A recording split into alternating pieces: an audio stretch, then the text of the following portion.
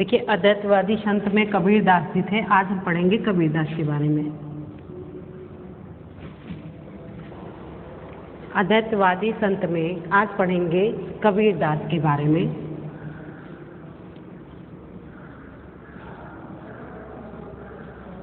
कबीरदास निर्गुण शाखा के ज्ञानाश्रयी, निर्गुण के ज्ञानाश्रयी शाखा के कवि, संत मत के प्रवर्तक। कबीरदास को ही रामचंद्र शुक्ल ने संत मत का प्रवर्तक भी कहा है। इनका जन्म माना गया है कि सन 1456 ईस्वी 1455 साल गए, चंद्रवार एक ठाठ ठये, जेठ सुदी बरसायत की पूरनमासी प्रकट भय। कबीरदास के बारे में पंक्ति है। और मृत्यु इनकी 1518 ईस्वी मगहर में हुआ था। कहा गया है कि लोग कहते हैं कि काशी में जन्म लेने से स्वर्ग मिलता है और काशी में मृत्यु होने पर स्वर्ग मिलता है। इसका ठीक विरोध किया है कबीरदास ने। उन्होंने कहा कि कहते हैं कि मगहर में उसको स्वर्ग नहीं मिलता और ये अपना उसको तोड़ने के लिए, उस बायडंबर को तोड़ने के लिए, उस दिखावे को हटाने के लिए इन्होंने मगहर में अपना शरीर त्याग किया। और संत नगर बस्ती के नाम से मगहर वहाँ पे बसा हुआ है। इनके गुरु रामानंद हैं। ये कबीर काशी के लहरतारा घाट पे पाए गए थे, जिनका पालन पोषण नीरू नामा नामक जुलाहे ने किया। और इनका कहते हैं कबीर के समय में मानिकपुर, झूसी, जौनपुर सूफियों के प्रमुख स्थल थे, जहाँ कबीर भ्रमण पर गए। इस आधार पर इनको शेख तकी को गुरु माना गया। लेकिन इनके जहाँ इनको राम नाम का ज्ञान पंचगंगा घाट पर सीढ़ी पर रामानंद से मिला। और पत्नी लोई, परंतु पत्नी लोई हैं, लेकिन पीताम्बर बड़कवाल ने इनकी पत्नी का राम जनिया बताया है नाम। और इनके 2 पुत्र थे, कमाल और कमारी। कबीर के शिष्यों में बघेला दास, वीर सिंह, नवाब बिजली खां और सूरत गोपाल, धर्मदास, जग्गूदास और भगवान दास प्रमुख हैं। आपने देखा है कि इनकी 3 रचनाएं संकलित हैं बीजक में। साखी, सबद, रमैनी। साखी, सबद, रमैनी ये बीजक में संकलित है।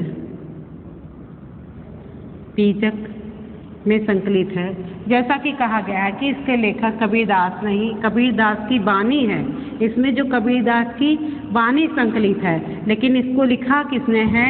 इनके शिष्य धर्मदास ने। इनके शिष्य धर्मदास ने दिया है। साखी में इन्होंने साखी का संकलन बीजक नाम से किया। इसके 3 खंड थे। साखी का होता है सत्य, साखी का जो सामने दिखाई देता है साक्ष्य। साखी का अर्थ होता है साक्ष्य, शब्द, रमण। और साखी साक्ष्य जैसा कवियों ने माना है। और रमैनी का है रमण, शब्द, रमण। साखी ये दोनों का ब्रिज भाषा की अधिकता, ब्रिज भाषा की अधिकता,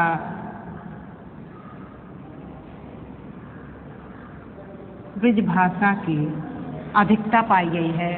और साखी की भाषा जो है सद्दू कड़ी है, जिसमें पूर्वी प्रयोग अधिक है। इसमें जो साखी में है वो पूर्वी प्रयोग अधिक है, पूर्वी प्रयोग। अब आप देखिएगा कि साखी की भाषा सद्दुकड़ी है, जिसमें पूर्वी का प्रयोग अधिक है। और रमैनी शब्द में ब्रिज भाषा का प्रयोग अधिक है। जो रमैनी शब्द है इसमें ब्रिज भाषा की अधिकता पाई है। वैसे तो इनकी भाषा सद्दुकड़ी है। जैसा कि आपने देखा है कि कबीर ने सामान्य जन के लिए, कबीर ने सामान्य जन के लिए, कबीर ने सामान्य जन के लिए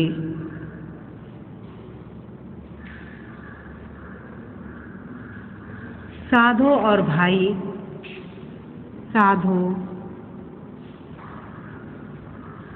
व भाई का प्रयोग किया। साधो व भाई का प्रयोग किया।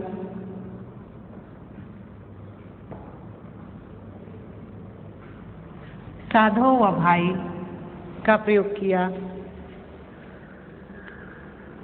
अब बोली के ठेठ प्रयोग के कारण, और इन्होंने जैसे कबीर ने सामान्य जन के लिए साधो और भाई का प्रयोग किया, लेकिन वही ब्राह्मण और मुल्ला के लिए, वही ब्राह्मण व मुल्ला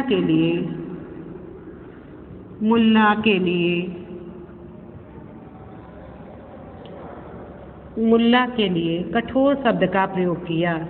के लिए कठोर शब्द का प्रयोग किया। कबीर ने सामान्य जन के लिए, अक्सर इनकी पंक्तियों में देखा गया है कि सामान्य जन के लिए उन्होंने कोई भी बात बताने के लिए, जनता के लिए इन्होंने साधो और भाई का प्रयोग किया।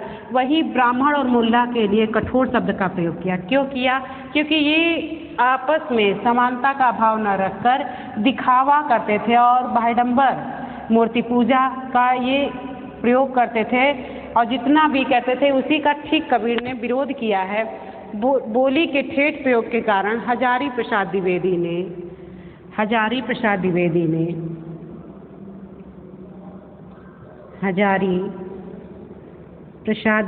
ने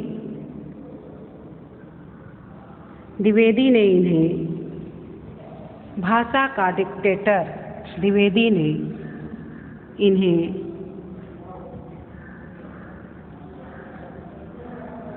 वाणी का डिक्टेटर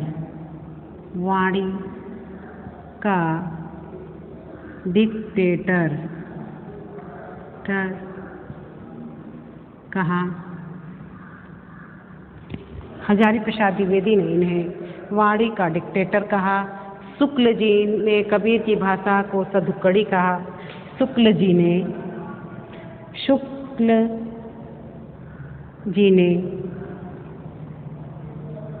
इनकी भाषा को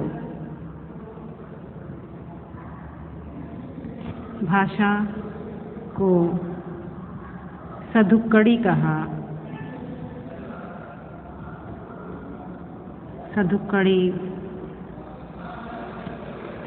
शुक्ल जी ने इनकी भाषा को सधुक्कड़ी कहा।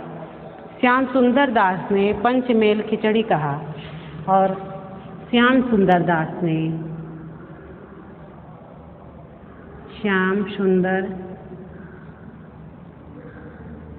ने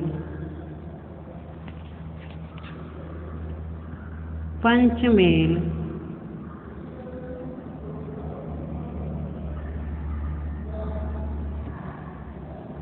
खिचड़ी, श्याम सुंदर दास ने पंचमेल खिचड़ी कहा, और रामचंद्र शुक्ल ने इनकी भाषा को, श्याम सुंदर दास ने इनकी भाषा को कहा। इनकी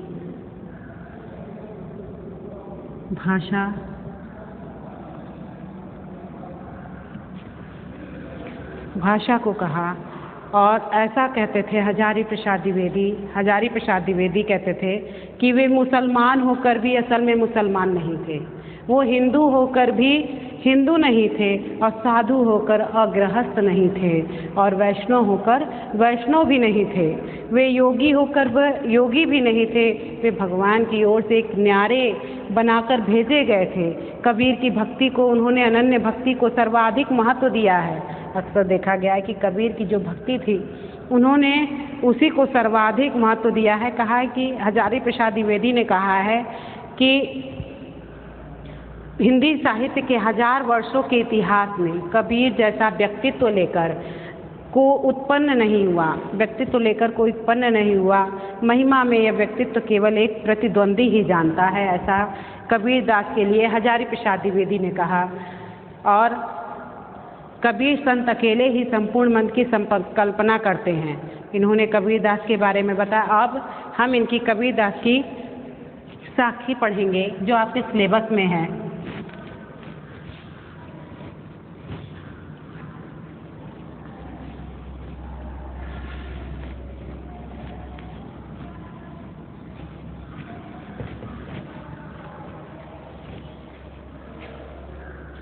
साखी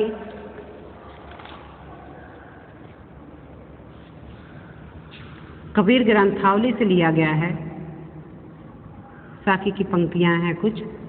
राम गुरु के लिए, गुरु के देखिए, गुरु की महत्ता आपने ये देखा है कि भक्ति काल की मुख्य विशेषता है जो कि वैदिक काल से चली आ रही है कि गुरु की महत्ता, गुरु का गुणगान ही सर्वोपरि माना गया है, जिसमें इन्होंने एक पंक्ति में दिया है कि राम नाम के पट तरे देवों को पूछनाए।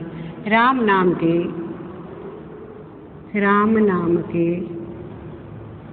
पट तरे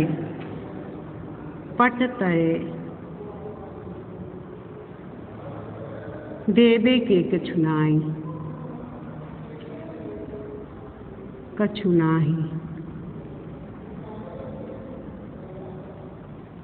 क्या ले गुरु संतोषिए, क्या गुरु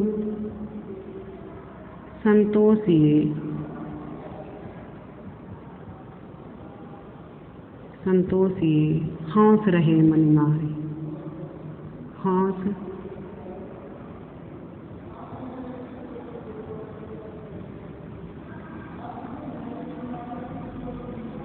राम नाम के पट तरे देवे के कछु नाही। क्या गुरु संतोष देवे कौ कछु नाही, देवे कौ कछु नाही। क्या ले गुरु संतोष ये हौस रही मन माई। इसमें कवि कहता है सखी निर्गुण काव्य धारा के हौस रही मन माई। इसमें देखिए, आप देखेंगे पंक्ति में संदर्भ लिखने के लिए आता है। संदर्भ कैसे लिखेंगे, किसी कवि का पंक्ति का संदर्भ कैसे लिखते हैं। राम नाम के पट तरे देवे को कछु नाही, साखी से लिया गया है। तो प्रस्तुत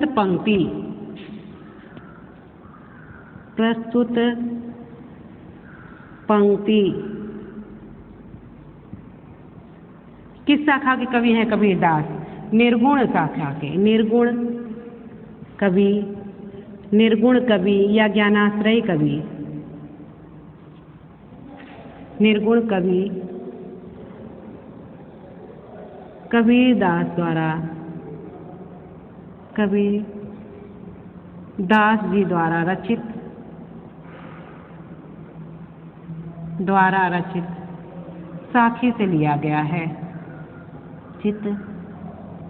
साखी से लिया गया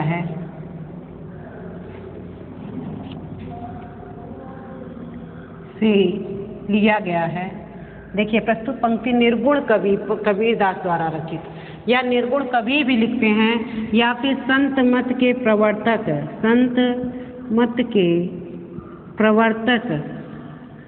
प्रवर्तक ये भी लिख सकते हैं, या फिर एक लिख सकते हैं ज्ञानाश्रयी शाखा के कवि, संत मत के प्रवर्तक कबीरदास द्वारा रचित, या फिर निर्गुण शाखा के कवि कबीरदास द्वारा, या ज्ञानाश्रयी शाखा के कवि कबीरदास द्वारा रचित साखी से लिया गया है। अब प्रसंग में कि इसमें कवि 3 हेडिंग रहती है: प्रसंग, व्याख्या और काव्य सौंदर्य।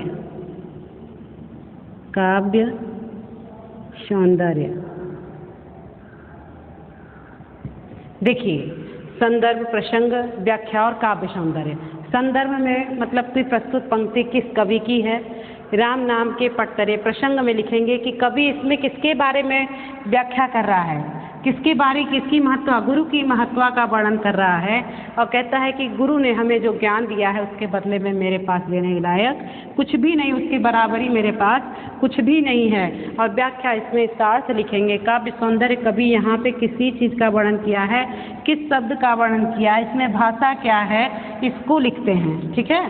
अब देखिए, लिखा है कि प्रस्तुत साखी निर्गुण काव्य धारा के महान संत कबीरदास द्वारा रचित साखी से लिया गया है। सतगुरु महिमा को अंग से अवतरित है। यहाँ पर कवि ने गुरु की महत्ता का वर्णन किया है। प्रसंग में लिखेंगे कि यहाँ पे कवि अर्थात कबीर ने गुरु की महत्ता का वर्णन किया है। व्याख्या में आप सुनिए, राम नाम के पट तरे। कहते हैं कि कबीरदास जी कहते हैं कि गुरु ने मुझे राम नाम रूपी मंत्र दिया है। दक्षिणा के रूप में गुरु को देने के लिए पास मेरे उनके बराबरी का कुछ भी नहीं है। राम नाम के पट तरे जो उन्होंने दिया है उसके बराबरी देव को कुछ ना, उसके बराबरी में मुझे कुछ देने के, मैं देवी को कुछ ना, उसके बराबर में मेरे पास ऐसा कुछ भी नहीं है कि क्या ले गुरु संतोष ये हौस रही मन माई। कहते हैं कि ऐसा कौन सा चीज़ दे दें जिससे हमारे गुरु संतुष्ट हो जाएं। ये मैं बराबरी, उनके बराबरी कोई वस्तु नहीं है, ऐसे मैं गुरु को क्या देकर संतुष्ट करूं।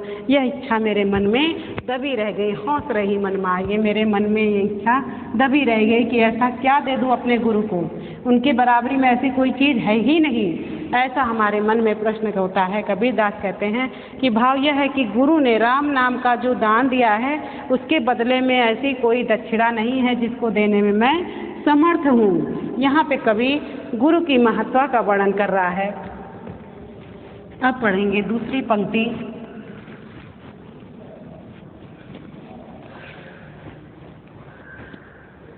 दूसरा है, ना गुरु मिलिया ना सिख में चकवी बिछुड़ू रैण की। चकवी बिछुड़ी रैण की। इसमें चकवा और चकवी जो रात में बिछुड़ते हैं उनका वर्णन है कि आई मिली परिभाति। आई मिली परभाति। जो जे जन बिछुड़े राम सु, जे जन बिछुड़े राम सु। इसमें लिया जे जन बिछुड़े राम सु ते दिन मिले न राति। ते दिन मिले न राति, ते दिन मिले न राति। इसमें चकवी बिछुड़ी रैण की। इसमें कवि कहता है कि प्रस्तुत दुआ, यहाँ भी कबीरदास की वही संदर्भ होगा कि प्रस्तुत दोहे में कवि ने कौन नाम की पक्षी के विरह का वर्णन किया है। एक पक्षी है जिसका विरह का, जो रात्रि में बिछुड़ जाते हैं, एक दूसरे से बिछुड़ जाते हैं और सुबह मिलते हैं। आई मिली प्रभात, चकवी बिछुड़ी रैण की। जो चकवी पक्षी है वो कवि कह रहा है कि चकवी रात में अपने प्रियतम से अलग हो जाती है और सुबह वे अपने प्रियतम से फिर मिल जाने के लिए मिल जाते हैं। चकवी अपनी बिछुड़ी रैण की, रात में जो चकवी है वो चकवे से बिछुड़ जाती है और आई मिली प्रभात, लेकिन वो सुबह होके मिल जाती है। इसकी एक सीमा है कि वो सुबह होगी और वो दोनों का मिलन हो जाएगा। एक बिरहणी, एक चकवी बिरहणी का बारे में बताया है। और जे जन बिछुड़े राम सु ते दिन बिले न रात। कहते जो जन इस राम से, ईश्वर से बिछुड़े हुए हैं वो तो न दिन में ही मिल सकते हैं ना ही रात में ही मिल सकते हैं। ये कहते हैं कवि की सुबह वो अपने चकवी जो है वो रात में अपने प्रियतम से अलग हो जाती है, लेकिन सुबह क्या होता है, मिल जाती है। लेकिन जो सांसारिक जीव है वो क्या है, माया जाल में फंसकर परमात्मा से बिछुड़ जाता है, वो कभी भी ईश्वर से नहीं मिल पाता। यहाँ पे कवि ने इन सांसारिक मोह में फंसे लोगों से कहते हैं, जनता से, कि ईश्वर ही हमारा सब कुछ है। और वो जो साहित्य में इस बात का उल्लेख है कि चकवा चकवी अक्सर रात में होते हैं और बिछड़ जाते हैं और यह प्रकृति का नियम है। परंतु भगवान से बिछुड़ा मनुष्य न रात्रि में मिल पाता है ना ही दिन में मिल पाता है। इसमें कवि बताते हैं कि दूसरी पंक्ति है, हेरत हेरत हे सखी। हेरत हेरत हे सखी रहा कबीर हेराय। हेरत हेरत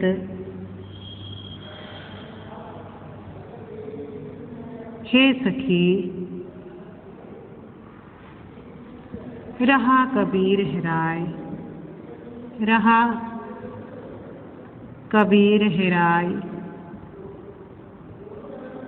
हेरत हेरत हे सखी रहा कबीर हेराय, बूंद समानी समंद में सोकत हेरी जाय। बूंद समानी समुद्र में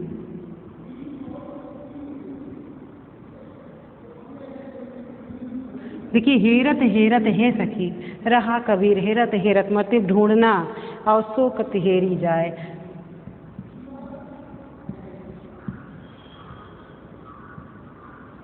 हेरी जाए। यहाँ पे कवि कहता है कि हेरत हेरत हे सखी रहा कबीर हेराय।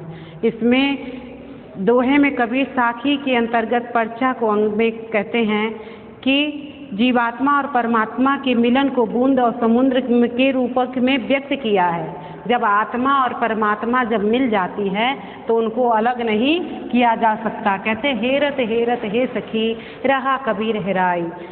इसमें कि परमात्मा की खोज में तीन साधक लीन साधक अतः उस परमात्मा में विलीन हो जाता है। उसकी ये दशा ऐसी हो जाती है जैसे समुद्र में अगर एक बूंद पानी डाल दिया जाए तो वो नहीं ढूंढ पाएंगे। उसी प्रकार जब परमात्मा में आत्मा का मिलन हो जाता है तो वो भी नहीं मिलता। कहते हैं कि अब इस मिलन के उपरांत उसे खोजकर अलग कर पाना भला कैसे संभव हो सकता है। हेरत हेरत हे सखी रहा कबीर हेराय। कबीर हेरा गया है मतलब अब नहीं मिलेगा, क्योंकि वो परमात्मा से मिल गया है। बूंद समानी समुद्र में, जिस प्रकार बूंद समुद्र में समा जाता है सोकत हेरी जाए, जिसको ढूंढा नहीं जा सकता, उसी प्रकार इस आत्मा जो परमात्मा में विलीन हो गई है इसको अलग नहीं किया जा सकता है। तब दूसरी पंक्ति है कि हाड़ जले जिउला कड़ी, केस जले जीव घास। देखिए, इसमें बहुत अच्छी पंक्ति है। अगर ऐसा लोग समझ जाएं तो कभी अभी अपने आप में अभिमान न करें। हाड़ जले जिउला कड़ी, हाड़ जले जीव लाकड़ी, लाकड़ी केस जले जीव घास।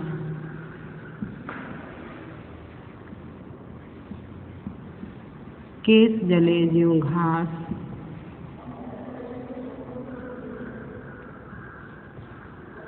हाड़ जले जीव लाकड़ी, केस जले जीव घास, सब तन जलता देख करी भया कबीर उदास। सब तन जलता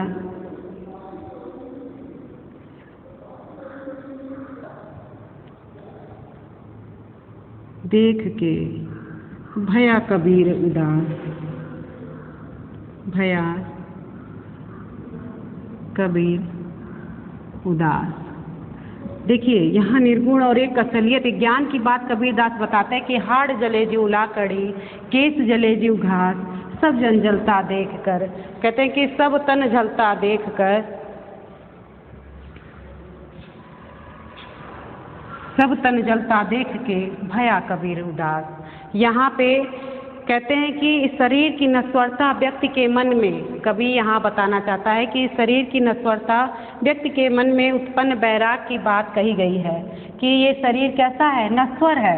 हाड़ जले जीव लाकड़ी, हाड़ ये जो हड्डियाँ हैं आप देखे होंगे शमशान घाट पे जब लाश जलती है तो उस समय कैसे जलती है, जो उस समय आंखों देखा है तो उसका वर्णन अच्छे से कर लेंगे कि हाड़ जले जीव लाकड़ी, केस जले जीव घास। ये जो हड्डियाँ हैं जो कहते हैं कि हमारी पर्सनालिटी बहुत अच्छी है, हमारे बाल बहुत अच्छे हैं, वो सबका वर्णन इस शरीर की नश्वरता को कबीरदास जी ने बताया कि हाड़ जो है वो लकड़ी की तरह जलता है और केस जले ज्यों घास, और बाल जो है वो घास की तरह जल रहा है। और सब तन जलता देख के भया कबीर उदास। और सारा तन जिसकी हम शुरू से कितनी सेवा करते हैं, कितने लेप लगाते हैं, क्या नहीं करते इस शरीर के लिए, वो भी क्या होता है, जलता है। और उसको देखकर कबीर क्या हो जाता है, उदास हो जाता है। कहता है कि जैसे घास फूस कबीर के पूरे शरीर की हड्डियां लकड़ी के समान जलने और बाल जलने, जैसे घास फूस कहते हैं कि कबीर के मन में यहीं से क्या हो जाता है, वैराग्य उत्पन्न हो जाता है। अगर ऐसा लोग समझ जाएं कि हमारा ये शरीर क्या है, नश्वर है, इसी को सोचकर कबीरदास के अंदर क्या आता है, वैराग्य उत्पन्न हो जाता है। दूसरी पंक्ति है,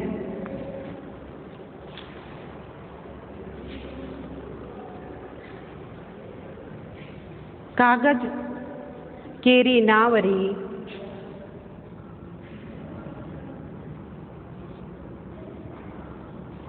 कागज केरी, इसमें समय लग रहा है लिखने में, आप लोग किताब निकाल लीजिए, उसके बाद हम पढ़ाते हैं।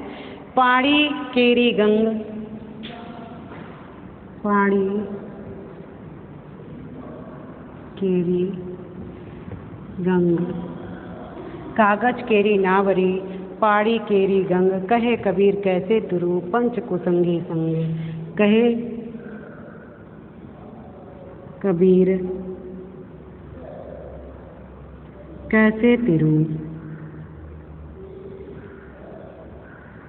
तिरू, कहे कबीर कैसे तिरू पंच कुसंगी संग, पंच कुसंगी संगी संग। देखिए यहाँ भी कागज ते केरी नावरी, कहते हैं कबीरदास जी कि यहाँ विषय विकारों के रहते हुए जीवन का उद्धार होना संभव नहीं है। जब तक हमारे में विषय वासना, काम, क्रोध, मद, लोभ ये सब रहेंगे, तब तक हम कभी अभी अपने मन को एकाग्र नहीं कर सकते, ईश्वर में नहीं लगा सकते। यहीं पे कबीरदास जी वर्णन करते हैं कि यह विषय विकारों के रहते जीवन का उद्धार संभव नहीं है। कहते हैं संसार रूपी नदी पानी से भरी है, इसको पार करने का शरीर रूपी साधन कागज के समान शीघ्र ही नष्ट होने वाला है। कागज के समान ये हमारा शरीर है, वो थोड़ा सा भी पानी का बूंद पर मिलेगा तो वो क्या हो जाएगा, नष्ट हो जाएगा। कहते हैं कि उस पर भी 5 बुरे साधिए, और ऐसी ही नाव पर, कागज केरी नाव, और ये कागज, ये शरीर क्या है, ये नाव है, कागज की भांति है, जिससे पानी केरी गंग, जिसमें पानी की बूंद पड़ जाने से तुरंत क्या हो जाएगी, नष्ट हो जाती है, नष्ट होने वाली है। उस पर भी 5 कहे कबीर कैसे तुरूं, और कैसे कहते कबीर, कहते कैसे भी मैं इसको पार लगाऊं, क्योंकि मेरे संग 5 कुसंगी भी मेरे संग हैं, जिसमें हैं, कहते हैं 5 बुरे साथी भी मेरे संग हैं, और मैं इस सांसारिक मोह माया से कैसे पार जाऊं।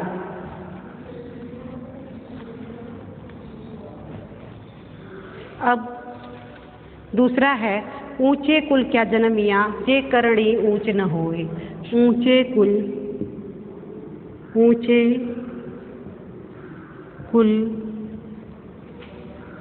क्या जन्मिया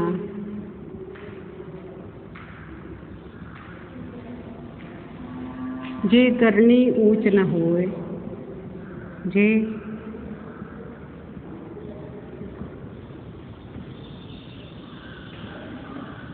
ऊंचे कुल क्या जन्मिया जे करणी ऊंच न होई, सोवन कलश सुरे भरिया, सोवन कलश सुरे भरिया,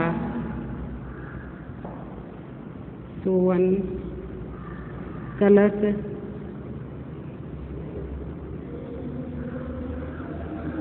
सुरे भरिया, सोवन कलश सुरे भरिया, साधु निंद्या सोई, साधु निंद्या सोई। यहाँ कबीरदास जी कहते हैं कि ऊंचे कुल क्या जन्मिया, ऊंचे कुल में जन्मने से कोई ऊंचा नहीं होता है जब तक वहाँ उसकी करनी ऊंची न हो। कहते हैं सोवन कलश सुरे भरिया, साधु निद्या सोई। कहते हैं कि सोवन कलश सुरे भरिया, सोने के स्वर्ण कलश में भी सुरे मदिरा भरा हो तो साधु या सज्जन लोग भी उसकी क्या करते हैं, निंदा करते हैं कि ये तो क्या है, मदिरा है, भले वो सोने के कलश में ही क्यों न भरा हो। ऐसे ही ऊंचे कुल में जन्मने से कोई ऊंचा नहीं होता, क्योंकि उसकी करनी ऊंची अगर नहीं है तो वो ऊंचा नहीं कहा जा सकता। यहाँ पे कर्म पे कहे हैं कि जब तक कर्म अच्छा नहीं तब तक वो इंसान भी अच्छा नहीं है। कबीरदास जी सीधे कहते हैं कि यहाँ व्यक्ति की पहचान उसके कर्मों के द्वारा होती है। इस पंक्ति में प्रसंग में यही रहेगा कि यहाँ पे व्यक्ति की पहचान जो है उसके कर्मों से होती है और ना कि उसको ऊंचे कुल में जन्मने से होती है। यहाँ पे कहते हैं कि ऊंचे कुल में जन्म लेने से क्या होता है, यदि कर्म भी आपकी करनी क्या है, ऊंची नहीं है। और मदिरा को चाहे स्वर्ण कलश में भर दीजिए फिर भी साधु जन, सोने के कलश में यदि भरा भरा हो तब भी, सोने के कलश में अगर मदिरा भर दिया जाए तब भी सज्जन लोग क्या करते हैं, उसकी निंदा करते हैं। सोवन कलश सुरे भरिया, सोवन मतलब स्वर्ण के कलश में, सूर्य मतलब मदिरा अगर भरा हो तो उसके सज्जन लोग, साधु लोग क्या करते हैं, उसकी निंदा ही करते हैं। इसी प्रकार ऊंचे कुल में जन्मने से कुछ ऊंचा नहीं होता जब तक कि उसकी करनी ऊंची नहीं होती है। आगे की पंक्ति है दूसरा, सात संबंध की मत करो,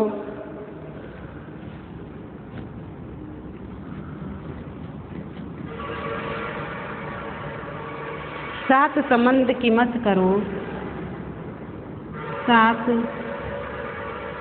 संबंध की